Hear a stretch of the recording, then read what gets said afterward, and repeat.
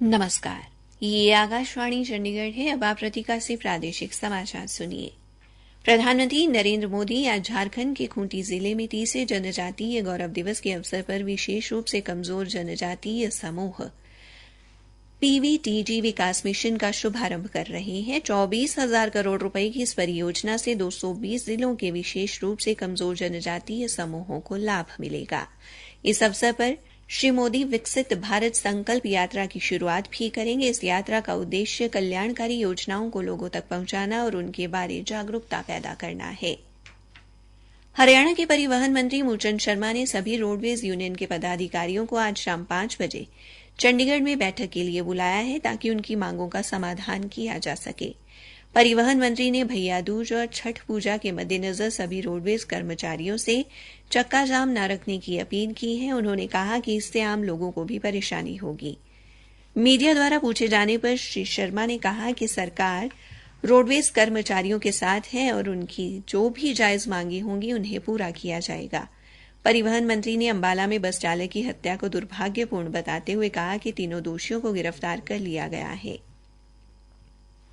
उधर अंबाला और भिवानी से हमारे संवाददाताओं ने रोडवेज कर्मचारियों द्वारा चक्का जाम किए जाने और धरने पर बैठने की खबर दी है। केंद्रीय महिला एवं बाल विकास मंत्री स्मृति जुबिन ईरानी उद्यमिता, कौशल विकास, खेल, स्वास्थ्य एवं वित्त सहित विभिन्न क्षेत्रों में सफलता हासिल करने वाली महिलाओं के साथ आकाशवाणी के लिए एक रेडियो शो की मेजबानी कर रही हैं। आकाशवाणी के गोल्ड चैनल 100.1 मेगाहर्ट्ज पर आज सुबह 9 बजे शो की पहली कड़ी का प्रसारण किया गया। 1 घंटे के शो का नाम नई सोच नई कहानी radio journey with Smriti Irani रखा गया है। ये शो हर सप्ताह बुधवार को सुबह 9 बजे प्रसारित हुआ करेगा। देश भर के सभी आकाशवाणी केंद्र भी इसका प्रसारण करेंगे और ये news on AIR app, Akashvani की वेबसाइट, आकाशवाणी की यूट्यूब चैनलों और विभिन्न सोशल मीडिया प्लेटफॉर्म पर भी सुना जा सकेगा। इस शो में सरकार की पहलों के माध्यम से सशक्त हुई महिलाओं और उनका जीवन बदलने में इन पहलों की भूमिका संबंधी कहानियां सुनने को मिलेंगी। इस वर्ष के भारतीय अंतर्राष्ट्रीय व्यापार मेले का उद्घाटन कल शाम केंद्रीय वाणिज्य एवं उद्योग राज्य मंत्री अनुप्रिया पटेल ने किया। इस अवसर पर उन्होंने कहा कि इस बार मेले में अपने उत्पाद प्रदर्शित करने के लिए 3,500 से अधिक भागीदारों का आना भारत में विश्व के भरोसे को दर्शाता है।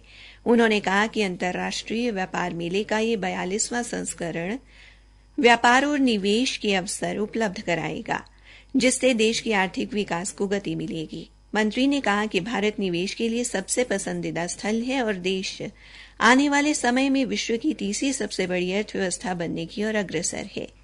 उन्होंने कहा कि ये मेला विभिन्न सामाजिक मुद्दों पर जागरूकता पैदा करने, संयुक्त उद्यम लगाने और देश में पूंजी निवेश के लिए महत्वपूर्ण साबित होगा। आकाशवाणी चंडीगढ़ के समाचार सेवा प्रभाग द्वारा मेरी माटी मेरा देश अभियान के तहत शुरू की गई प्रश्नोत्तरी प्रतियोगिता का आज का प्रश्न है, आदिवासी क्रांतिकारी बिरसा मुंडा ने कौन सा नारा दिया था? अपने उत्तर newsairchd@gmail.com पर तुरंत मेल करें। कल पूछे गए प्रश्न का उत्तर है, पंडित जवाहरलाल नेहरू के समाधि स्थल को शांतिवन कहा जाता है और ये सही उत्तर देने वाले हमारे विजेता हैं चंडीगढ़ के सेक्टर 9 से रूस। हरियाणा के मुख्य सचिव संजीव कौशल ने कहा है कि सिरसा फास्ट ट्रैक अदालत की तर्ज पर फतेहाबाद, अंबाला, हिसार, कैथल, करनाल, कुरुक्षेत्र और पानीपत में 7 और फास्ट ट्रैक अदालतें अधिसूचित की गई हैं। उन्होंने कहा कि राज्य सरकार गुरुग्राम, रोहतक, फरीदाबाद और यमुनानगर में 4 और फास्ट ट्रैक अदालतें स्थापित करने के लिए सक्रिय रूप से काम कर रही है। श्री कौशल ने कहा कि इस रणनीतिक पहल का उद्देश्य राज्य में कानूनी कार्रवाई में तेजी लाना है। श्री कौशल नार्को समन्वय केंद्र की 6ठी राज्य स्तरीय समिति की बैठक की अध्यक्षता कर रहे थे। उन्होंने कहा कि नशा विरोधी अधिनियम में तेजी लाने के लिए हरियाणा पुलिस अधिनियम 2007 के तहत कानूनी और सूचना प्रौद्योगिकी सलाहकारों की नियुक्ति की जाएगी। इसी के साथ ये समाचार बुलेटिन समाप्त हुआ।